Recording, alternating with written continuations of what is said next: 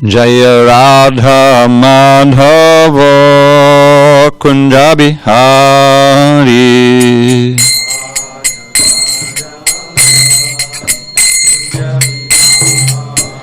Jaya Radha Madhava Kunja Bihari.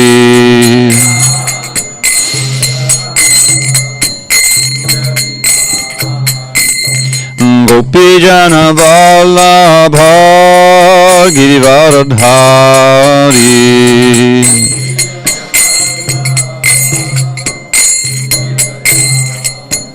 Jaya Gopijana Vallabha Girivaradhari.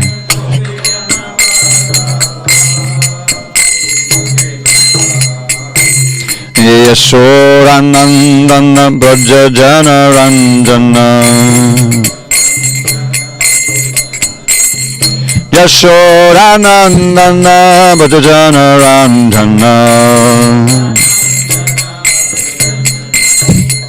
Yamuna Tira Vanachari.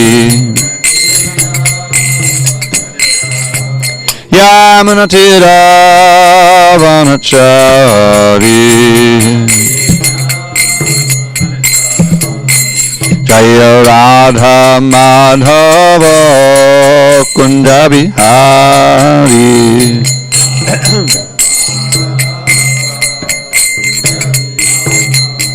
Jaya Radha Madhava Kunja Bihari.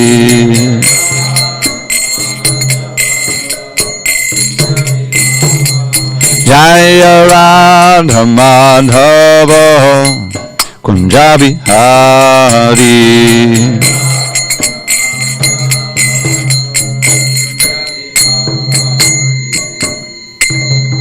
Jai Mr. Paramahansa Parvajikacharya Astotar the Shri Srimad Divine Grace Srila A.C. Bhakti Vedanta Swami Prabhupada Ki Jai. ISKCON BBT Founder Acharya Srila Prabhupada Ki Jai. Jai Om Vishnupad Paramahansa Parvajikacharya Astotar the Shri Srimad Divine Grace Srila Bhakti Siddhanta Saraswati Thakur Ki Jai. Ananda Koti Vaishnavinda Ki Jai. Namacharya Srila Haridas Thakur Ki Jai. Grantaraj Srimad Bhagavatam Ki Jai.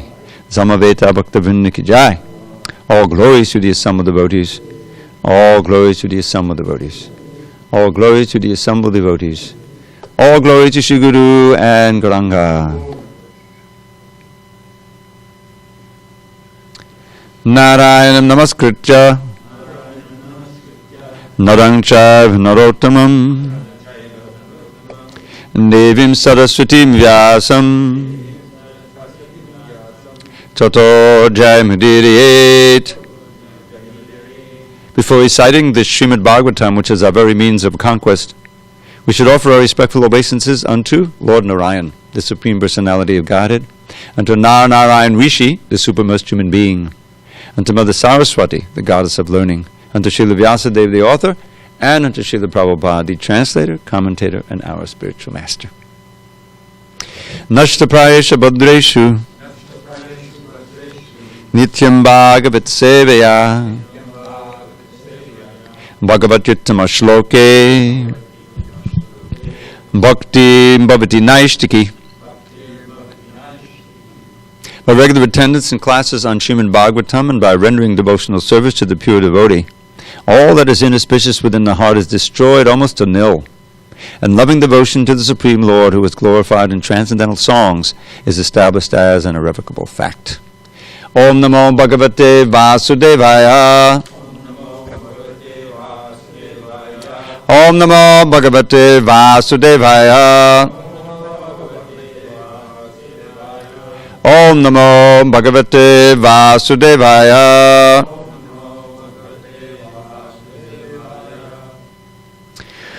On this 14th day of April 2021 in SanDiego, a reading from Srimad Bhagavatam, translation and commentary by His Divine Grace A.C. Bhaktivedanta Swami Prabhupada. We are in Canto 4, the creation of the fourth order, Chapter 30, the activities of the Prachetas, text number 5. Suparna, Skandam, Arudho, Merushringam Ivambudaha Pitavasa Manigrivaha Kurvan Vitimira Dishaha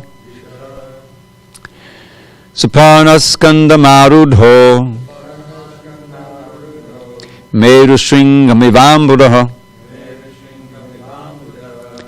Pitavasa Manigriva Kurvan Vitimira Dishaha Suparnaskandamaruddho Merushringamivambudaha Pitavasa Manigriva Kurvan Vitimira Dishaha Suparnaskandamaruddho Merushringamivambudaha Pitavasa Manigriva Kurvan Vitimira Dishaha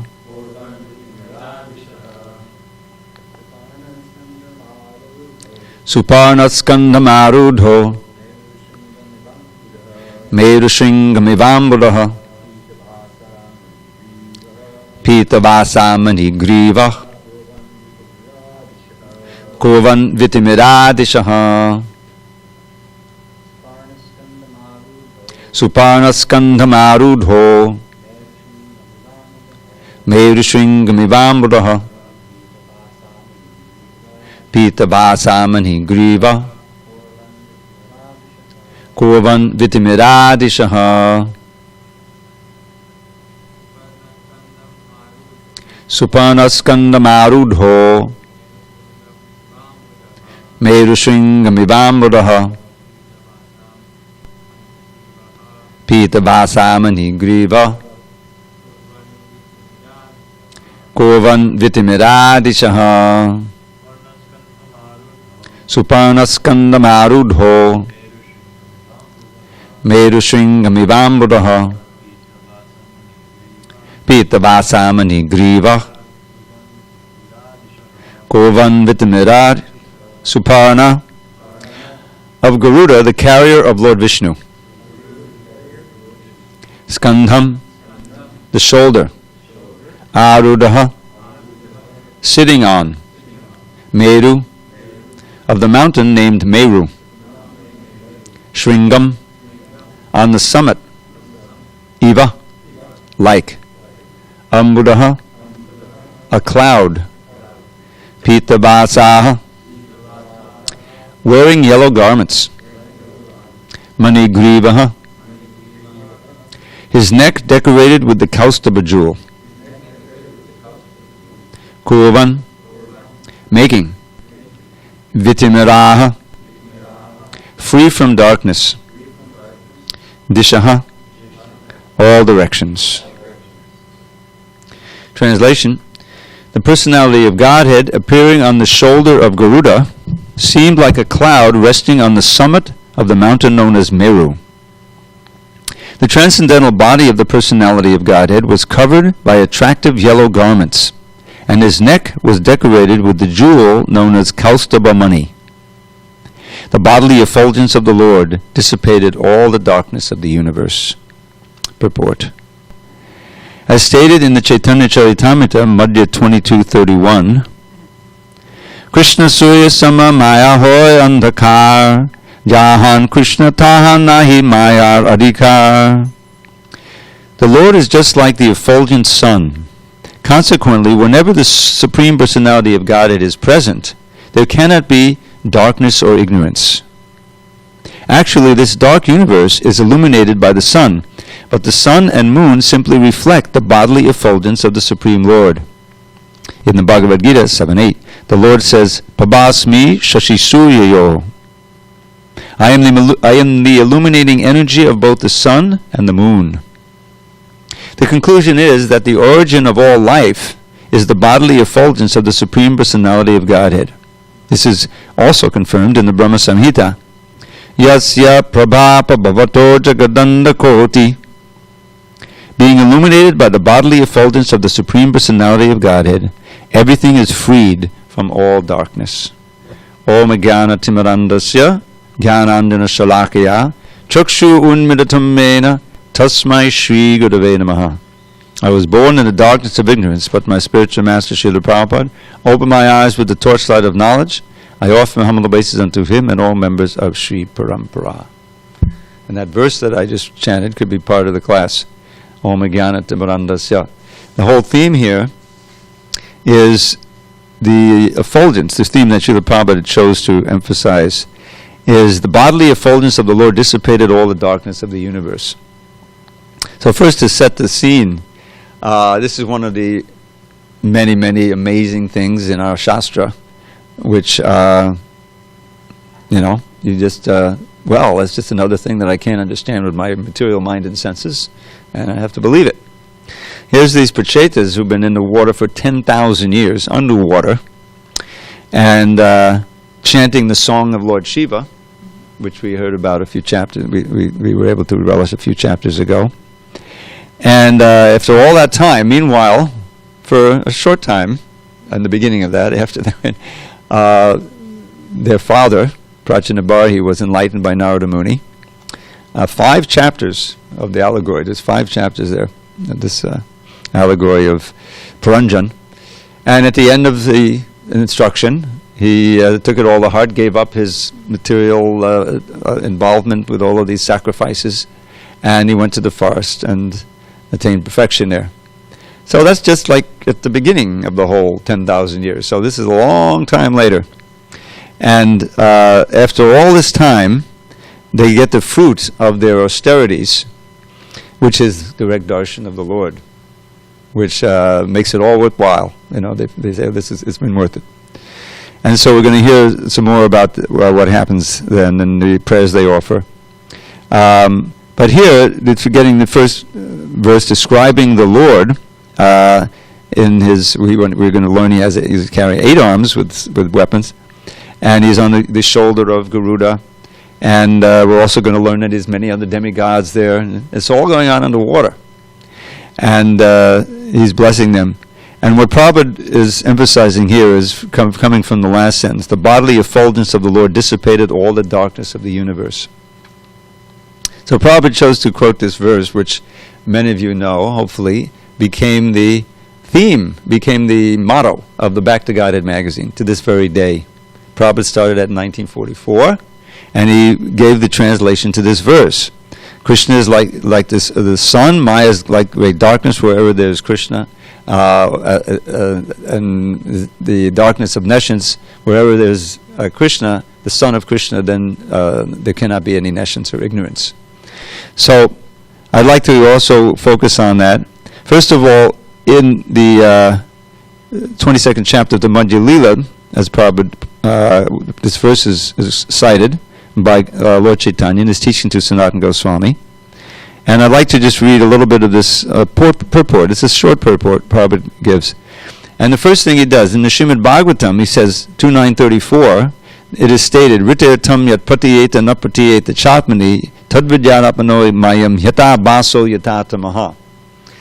What appears to be truth without me is certainly my illusory energy, for nothing can exist without me. It is like the reflection of a real light in the shadows, for in the light there are neither shadows nor reflections. Wherever there is light, Prabhupada goes on, there cannot be darkness. When the living entity becomes Krishna conscious, he is immediately relieved of all material lusty desires. Lusty desires and greed are associated with rajas and tamas. These are 2 lower modes of nature, passion and darkness. Prabhupada defines it here.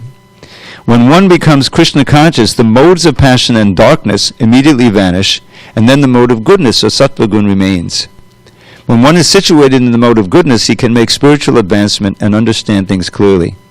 This position is not possible for everyone. When a person is Krishna conscious, he continuously hears about Krishna, thinks about him, worships him, and serves him as a devotee. If he remains in Krishna consciousness in this way, the darkness of Maya certainly will not be able to touch him.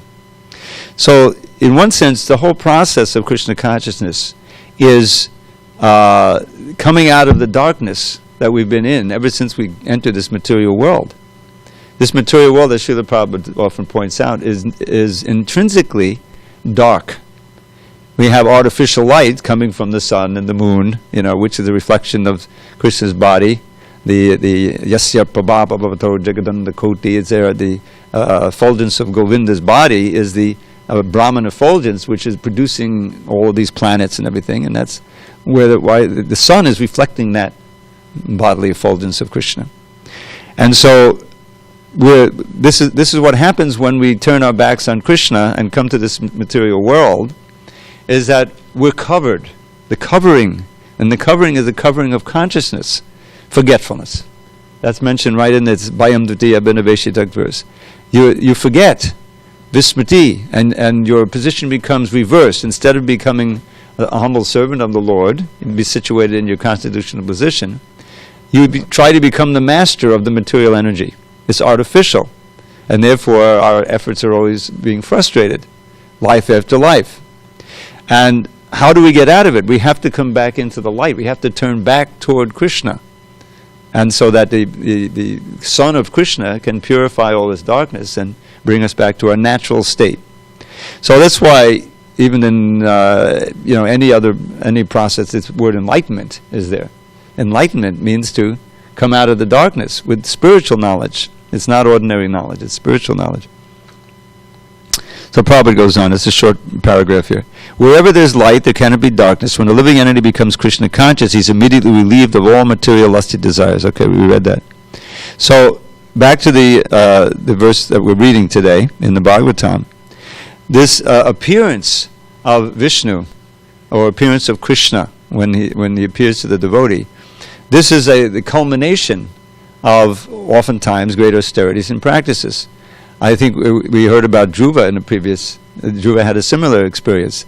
It only took him 6 months. Shows how potent his practice was. Same spiritual master, although they're following Shiva, but Narada Muni instructed him in chanting the holy name, Om Namo Bhagavate Vasudevaya, performing deity worship, albeit very rudimentary, right? And performing inconceivable austerities. And then at the end of that time, now it's interesting because the purification is very graphic. He really began this whole process, Dhruva did, with a material motive. He wanted to get this kingdom. It's almost like a childish thing. He's a 5-year-old boy, but he's, Dhruva, his name means very, very determined. So he wanted to get this kingdom greater than his father's, greater than his grandfather's, greater than his great-grandfather, better than Brahma's, So he actually got it. So by the time he finished with these austerities, very severe austerities, reducing his eating, reducing his breathing, but all the while chanting that mantra and performing the austerities, meditating on Vishnu in the heart. The demigods, he had entrained the universal breathing, meaning his slowing down the breathing meant the demigods had to slow down their breathing, and they were desperate, so they approached Vishnu, can't you do something? And so he comes down and he appears to Dhruva, on the back of Garuda. And the description there, if you go earlier in the 4th canto, we read that.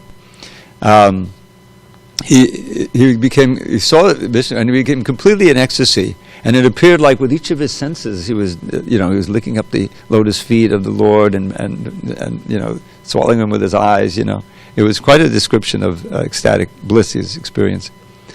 And then he has his prayers. Now, the famous prayer that Prabhupada would always quote, the most famous one, is not in the Bhagavatam. And that, where Dhruva says, I'll just paraphrase and give the last line, which is the most famous. He says, I was situated in these severe austerities, desiring to get a certain position, this great kingdom. But now I realize that kingdom that I wanted, however glorious it might be, was just like broken glass compared to the divine jewel of your darshan, And then Swamin Kritartosmi Vadanniyachi. Prabhupada quoted the first half of that line, I'm completely satisfied. I don't want anything else. So that's a purification of the heart of material desire, you see. Now in the prayers in the Bhagavatam, he also, when Dhruva gets this darshan, he doesn't pray for anything material there. What is he praying for, There's several things. One of the most famous verse, Bhaktim muhu pavahitam tvahime pasango bhuyad ananda mahatam amalashayanam Yenanja Sobanamaru Vasanam Bababdim Neshe Bavad Gunakathamatapanamatta. Please let me have the association of your pure devotees in whose hearts the powerful river of pure devotion is always flowing. Pavahatam, Prayadam Mahime Pasango, this Pasanga word. Very intense and meaningful association. And in their association, I will very easily cross over this ocean of birth and death, which is full of blazing fire-like dangers. I always remember that phrase. Because I become mad to hear your katha describing your glories. You see, this is the result of purification. You become insatiable. There's no satiation of hearing and chanting about Krishna's glories because you're directly experiencing those things. So this is what the purification really means, and it's effected by this darshan of Krishna, this experience of Krishna in one's heart, or before one, or in front of one. Somehow or other that getting Krishna's direct association through the medium of his pure devotees, and experiencing a flood of ecstatic bliss, of ananda, which completely covers any material desire. You can imagine how insignificant it suddenly appears. All those things that we've been struggling to attain unsuccessfully all these lifetimes, and yet still in this lifetime, because of the senses and the darkness, is struggling this way and that way. It all seems like such a waste of time, such a misguided use of energy. So that's the Surya Sama Andakar. And I want to also refer to another verse that happens to be coming up in our evening class, I think tonight, and that is the final verse of the four of the key verses of Bhagavad Gita, 8, 9, 10, 11. Because 11 also deals with this idea of light, of Krishna destroying darkness with light. So he says, those who know can chant along, Tesham evanakumpatam ahamagyanajam tamaha nashayamyatma bhavasto jnanadipena bhasvata. To show them special mercy. First, before we go on, who is that them? Previous verse. To those who are constantly devoted to serving me with love, I give the understanding by which they can come to me. And here is an even more, personal or intense description of that same activity Krishna is giving. To show them special mercy, I, dwelling in their hearts, destroy with the shining lamp of knowledge the darkness born of ignorance. Now it's important to remember that ignorance, that darkness, is what's keeping us bound in this material world. It's life after life. We remain completely in darkness of our real nature, and we're bound by our material desires cultivated in this life and previous life. And these senses and mind actually are our greatest enemies. They're attracted to things of this world and keeping us bound in ignorance. So this is a great inconceivable mercy of the Lord, that within our hearts He is helping us to come to Him. This is the great difference between this Ashtanga yoga, or personal yoga, or Jnana yoga, or philosophical speculation. Krishna doesn't help them because there's no bhakti there. He responds only to bhakti, only to love. And that's exactly what's being described here. In the second verse of these four, Krishna describes, first verse he describes his constitution as, I'm the source of everything. Everything emanates from me. The wise who understand this perfectly worship me with all their hearts. And he gives a little sample of how they do that. Mat chitta, mat gata prana, bodhiyantak parasvaram katiyantastamam nityam, tushyanti chadamanti cha. So they place their mind on me. Okay, there's a lot, of freight in that one phrase. Here in this age, the easiest way to place the mind on Krishna is chant the holy name. Even no matter what background you come from, it doesn't matter. You could be the most contaminated person that could be. But if you chant Hare Krishna, that purification is going to happen. And the more intensely and purely you chant, the quicker it'll happen. And your life energy, with your activities of your senses, your mind, your intelligence, your words, everything you have at your disposal, you connect them to Krishna through the process of Bhakti Yoga, as instructed by the Shastra and the Acharyas, like that, the do's and the don'ts. And then you come together with other devotees. Parasparam, bodhiyantak. You're preaching, you're sharing a realization. Katayantas, speaking about me. Chamam. Always. And tushyanti chadamanti. You become satisfied and you enjoy spiritual pleasure. This is the pleasure of the devotees. It perfectly describes the most essential practice, Sankirtan. Isn't that hearing and chanting about Krishna in the most glorious and spectacular way? And so, Tesham, now I have to look into the commentators, because I always thought this word Tesham, unto them, refers to those who he just described, the devotees who are practicing in this way. And he further describes, always linked up to me, always in yoga, worshipping me with great love, describing with, then I give the intelligence. And then in the last of the four, the one I read, I destroy the darkness out of compassion for them. Now the Sanskrit is such a wonderful language. Anukampa. Now, who can tell me what kampa means normally? We sing it every morning in the Gurvashtaka. No, kampa is the shivering, and I think, it's one of the symptoms. So the anukampa means shivering or empathy. You're shivering, and I'm tuned into you, and so I start shivering. You're feeling something, and I'm feeling it. Krishna has empathy and sympathy for us, compassion. That's anukampa, out of mercy. Anukampa, it's a word that means mercy, compassion. Compassion is even similar, right? You have desire. Anyway, the Sanskrit language is wonderful. So out of this compassion, I destroy this ajnanajam tamaha. Here we are again to darkness. That ignorance is compared to darkness. In darkness, you can't do anything. When it's completely dark, you don't know where to go, what to do. It's a very dangerous and frightening situation. So in this darkness that everybody in the material world is in, and that we are in and trying to come out of, we don't know who we are. We don't know if there's a God, and if there is, what is he or she like, or what, We're completely in ignorance. And so that ignorance keeps us bound.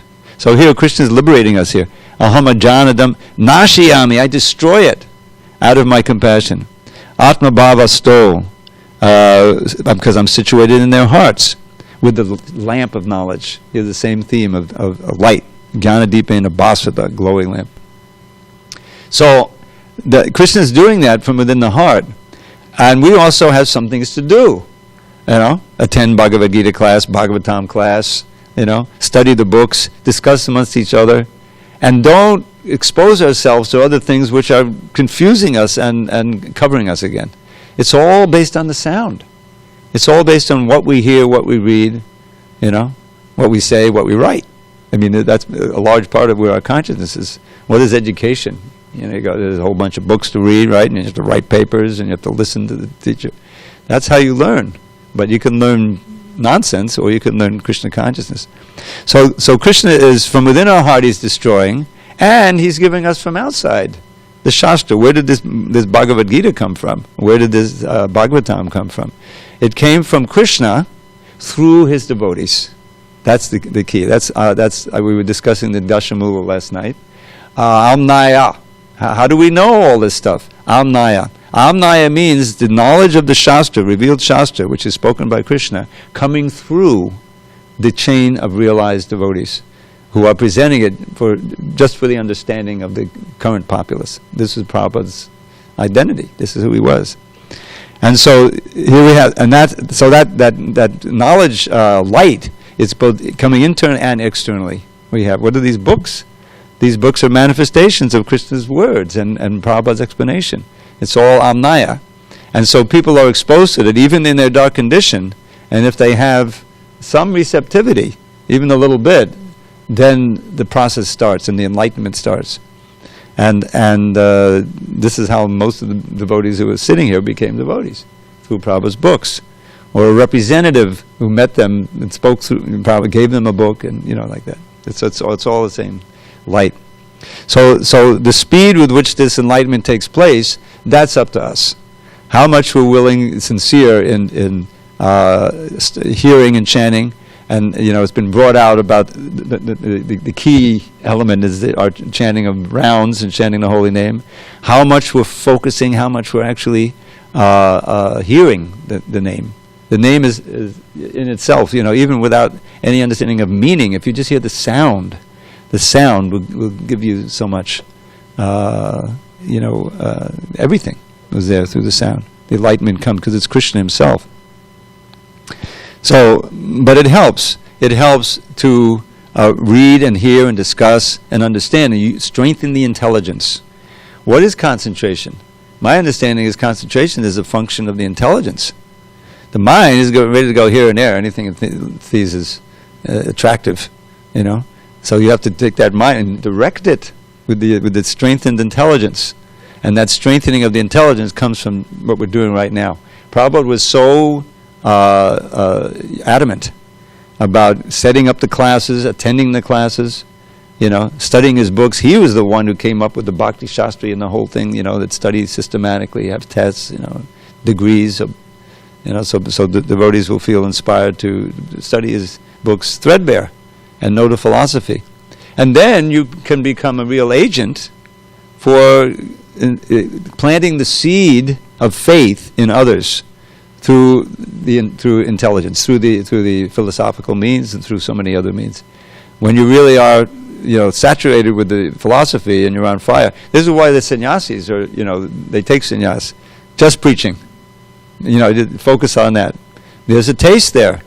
You realize this is where the real nectar is preaching, writing, and to try, at the proper time to clear the deck, so to speak. So that can be your whole life. And it's like someone going out on the warfield. It's very heroic to do that, because you have to rely completely on Krishna. The first quality of the sannyasi, who remembers? Fearlessness. Abhayam sattvashang sudhir. There's a list in that 16th chapter, before he gets to the demonic section. He has all a list of good qualities for each of the different ashrams. And the first one describes the sannyasi, especially needs to be fearless. So this is what Srila Prabhupada is giving us here. Now I'm just going to read this first paragraph here, this wonderful purport to the 10:11 Bhagavad Gita. When Lord Chaitanya was in Benares promulgating the chanting of Hare Krishna, Krishna Krishna, Hare Hare, Hare Rama, Rama Rama, Hare Hare, thousands of people were following him. Prakash Ananda Saraswati. Notice the name, Prakash. They're thinking that, I'm going to Ananda just from the light itself. He was a person he became a devotee. He surrendered to Lord Chaitanya eventually. Prakashananda Saraswati, a very influential and learned scholar in Benares at the time, derided Lord Chaitanya for being a sentimentalist. Sometimes philosophers criticize the devotees because they think that most of the devotees are in the darkness of ignorance. Here comes darkness and light again. And are philosophically naive sentimentalists. Actually, that is not the fact. There are very, very learned scholars who have put forward philosophy of devotion. But even if a devotee does not take advantage of their literatures or of his spiritual master, if he's sincere in his devotional service, he's helped by Krishna himself within his heart. So the sincere devotee engaged in Krishna consciousness cannot be without knowledge. The only qualification is that one carry out devotional service in full Krishna consciousness. So the point is, you may be completely illiterate, but if you're chanting sincerely, Krishna will enlighten you from within, and I can't read, but I'll come into the association of devotees and hear. You'll develop a taste for that knowledge. The chanting is so potent. And just like that lady who was here, Jessica, she wasn't, she didn't get really much association of devotees. But then she started chanting the Hare Krishna mantra. She just chose it. And she was chanting in her mind, And just by chanting as much as possible, in and out of a job, she developed an attraction to hear about Krishna and read the books, and she's a serious devotee now. So the Krishna, when you make the effort of chanting, there all kinds of wonderful things happen in your life, and it becomes clear that this is the knowledge that's really valuable that you want to have, and that can be, is all auspicious. So back to our experience here. These we're going to continue to read this event of the Prachetas getting their darshan of the Lord, And this is something, we should also appreciate in our little situation, the darshan of the Lord, the darshan of Radha Giridhari. I mean, I haven't traveled that much in ISKCON, but these deities are known to be some of the sweetest and most merciful, just the aspect. These Lord Chaitanya deities, I have some close-ups. If someone wants some incredible, photographs of Gauranitai and Radha Giridhari, all the deities, I have a whole file of them. And there's so much mercy coming from these deities. We should take advantage. When the darshan is about to happen, I remember the old days. You remember, we'd actually we all assembled, there'd be like 30, 40 devotees here, and we'd be Jaya Gauranitai, Jaya Gauranitai, and then the curtains open, and you bow down. The eagerness to see the Lord. He's taken the trouble to come and to give us the darshan. I don't want to say the trouble, but he's reciprocating with Prabhupada's desire, and we should take full advantage of that. I mean, it's not indifferent. Krishna is there on the altar. We should really feel like that, and therefore we can have the same enlightening experience that Dhruva had and that the Prachetas are having in seeing the Lord every day, and offering prayers. They offer the prayers. I always offer my prayer, my little prayer, to Gauranitai, Ajana Lambida Bajo Kanakavadato. Those who want these, but it's a beautiful verse, the beginning of two kandas of the Chaitanya Bhagavat. He begins the book with that. It's a real Ajana Lambida Bajo Kanakavadato, describing their hands that reach down to their knees. They have golden complexion. Kanakavada Sankirtanai Kapitado, the fathers of the Sankirtan movement. Kamalaya Taksho, beautiful wide lotus petal eyes. Vishvambaro, they're Krishna Balaram, the sustainers of the whole universe. Dvijavaro, Yugadharma Palo, the best of Brahmins, the protector of the Sankirtan movement. Dharma Palo, Vande Jagat Piyakaro, I bow down to those who are pleasing everyone in the universe. Karunavataro, the most merciful avatars, or the actual incarnations of mercy. So that's a wonderful way of meditating on the. Of course, the Govinda prayers are there. You can be chanting there. But the other one I thought of at the last altar there, we have Jagannath deities. We also have Lord Nrsingadev. So I offer this prayer, Lord Nrsingadev, and it's pertinent to this because he also talks about, please destroy the darkness in my heart. Om Namo Bhagavate Narasinghaya Namastejas Tejase Avadavir Bhavavadunaka Vadrudangsha Karmashayan Randaya Tamo Grasa Om Swaha Abhayam Atmani Bhuhishta Om Shram. I remember reading this for the first time during the marathon. This is one of the chapters I was editing, and I come along this verse, and then at the end of it's not a verse, it's really prose, but it has a lot of poetic elements to it. And the last sentence of the purport says, anyone, you remember this? Anyone who wants to be free of material desires should offer their prayers to Lord Nrsingadev, as Prahlad did in this verse. These are prayers Lord Nrsingadev, that Prahlad is offering to Nrsingadev, not in the 7th canto, but in the 5th canto. The residents of Jambudvi offer prayers, and it's one of several. So I immediately memorized this verse, this prose passage in manuscript form. So he's offering obey. Om Namo Bhagavate Narasinghaya Namas Tejase. Right away, you get the most powerful of the powerful. Nrsingadev is sitting there in this magnificent form. Avaravir Bhava, please, all this repetition means high emotion. Avaravir Bhava, please be manifest in my heart.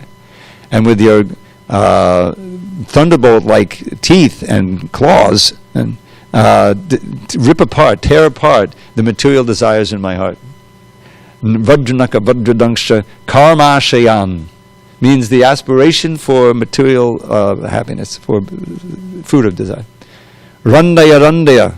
Destroy them. Tamo grasa. Dissipate the darkness. Again, the darkness. Randaya and tamo grasa om swaha abhayam atmani. Please make me fearless. Make me fearless in this world of Maya. And then the last syllable, Kshraum. This is the Lord's seed syllable, right? You can hear him then; it's ripping apart Hiranyakashipu. Kshraum. It's not like Krishna's like Kleem, Shreem, Radha and Krishna. Kshraum. Anyway, so that's you can offer prayers, and the picture is not from the deity, and so that's take advantage of the darshan, and this is. We're really desperate. We realize our helpless condition in this world. The only advantage we can have is if Krishna empowers us, or if he blesses us. If we can get the mercy. And so the Hare Krishna mantra is like praying for the mercy. Please engage me in your service. Reinstate me. Lord Chaitanya is teaching us as an atom at your lotus feet. As soon as we hear lotus feet, it means service. And please engage me in your service at your lotus feet eternally. Somehow or other, I've fallen into the material world of birth and death. Please pick me up and place me again as an atom at your lotus feet. So that's darshan. Now we can chant that whether in front of the deities or not, but deities give us a focus, and we can feel the reciprocation. So that's what's being described here. Vishnu is appearing personally and receiving these prayers of the prachetas, and they're going to come out. There's a whole lot of adventures to come when they come out. You can tell it's a different time because there's not much on the earth except trees, and so they're dealing with that. And obviously, it's a long time since King Prachanabhari entered into the forest, but he wasn't going to wait till they came back. When they come back, they can be in charge. Okay, are there any comments or questions? Let me read this translation again. The personality of Godhead, appearing on the shoulder of Garuda, seemed like a cloud resting on the summit of the mountain known as Meru. The transcendental body of the personality of Godhead was covered by attractive yellow garments, and his neck was decorated with the jewel known as Kaustubha money. The bodily effulgence of the Lord dissipated all the darkness in the universe. Any comments, questions? Yes, Prabhu. Thank you, Dravida. Hare Krishna. Could you please give some elucidation on this statement? It's in the purport, Bhagavad Gita 7:8, right after that. Oh. Aha! The conclusion is, the origin of all life is the bodily effulgence of the Supreme Personality of Godhead. I knew he came from the Brahman. Well, okay, where does that come in again? Oh, here it is. I get it. Prabhaspisha Suryo. The conclusion is that the origin of all life is the bodily effulgence of the Supreme Personality of Godhead. Well, sounds like the sun and the sun rays to be. That Prabhupada said that the Brahman effulgence is made up of, little anshas, little jivas, who are inevitably, we have some brilliance, more brilliant than the sun. And so, this is what is life in this world? It's simply so many jivas surrounded by various combinations of the material energy that make up the different species of life. So that's the way I understand that, is that Brahman effulgence, as we hear in Yasya Prabhapa Bhavato Jagadanda Koti, is also creating, the whole planetary systems and the whole material universe. That's the origin. But as well, the elements that make up that Brahman effulgence are the jiva souls. And some of them are in the spiritual world, some of them are in the material world, and so a lot of them are in the Brahmajyoti. But none of them are in their continuous position unless they're in the spiritual world somewhere. That's my attempt at that. Maybe you have some other ideas?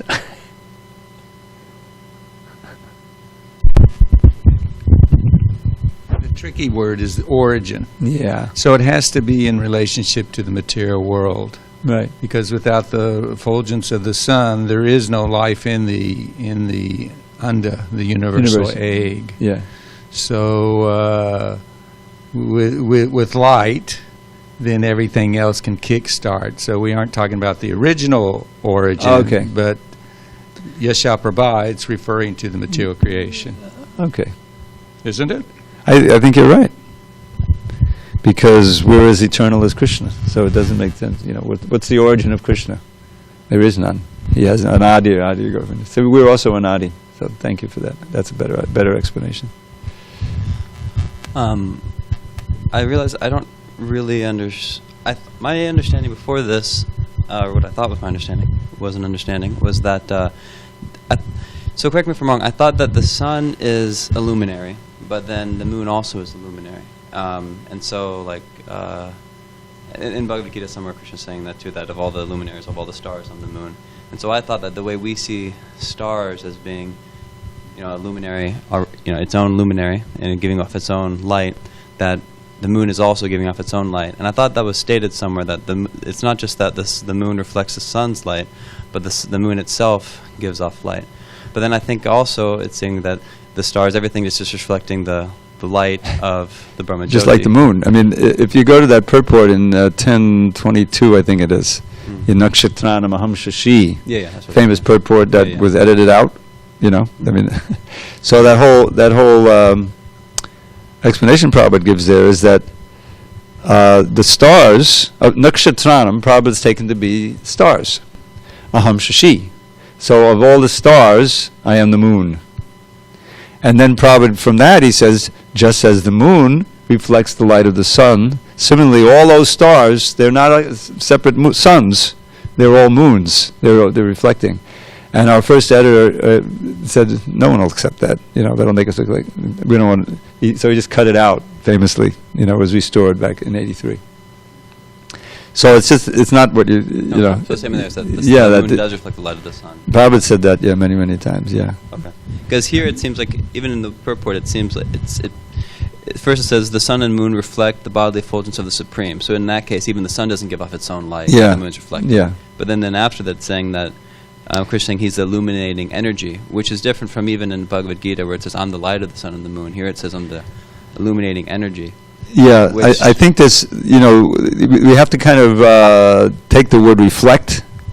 The sun reflected the bodily effulgence. It may derive, its power to illuminate from the Brahma Jyoti, but it's, and therefore in that sense it's reflecting. But it's not reflecting like the moon is reflecting. You know what I'm saying? Oh, okay. And the moon is literally reflecting the light of the sun. That's what the Western philosophy, and Prabhupada repeated that many times. Okay. So, please enlighten us. No, I try to repeat what you referred to. In the 5th canto, there is a purport where Prabhupada says that the moon has its own dispelling of a cool light. Yeah, for sure. And so I think that our understanding can accommodate both aspects. He said it is giving off light, but it's not hot like the sun. So there's a distinct difference between its rays and the moon's. Sure. Yeah. So yes, it is reflecting. That's what's overwhelmingly emphasized. But when he's talking about the nature of the moon, the inhabitants, and what have you, he talks of he does specifically say that the moon planet itself has its ability to dispel cooling rays. Yes. And the special light coming from the moon, is necessary for the vegetables to prosper. Just the sun is not going to. They need the sun, but they also need the cooling of the moonshine to make them become very succulent, like that. Yeah. There you go. Okay. Anything else? Anything from the guests online? Tapas. Dandavat pranams. Hare Krishna, Dandavat pranam. Hare Krishna. So I see there are 15 people watching right now, but I don't see any questions or comments. All right. I'd like to thank those 15. Thank you for watching and hearing. And hopefully we can do it again soon. All glories to Srila Prabhupada.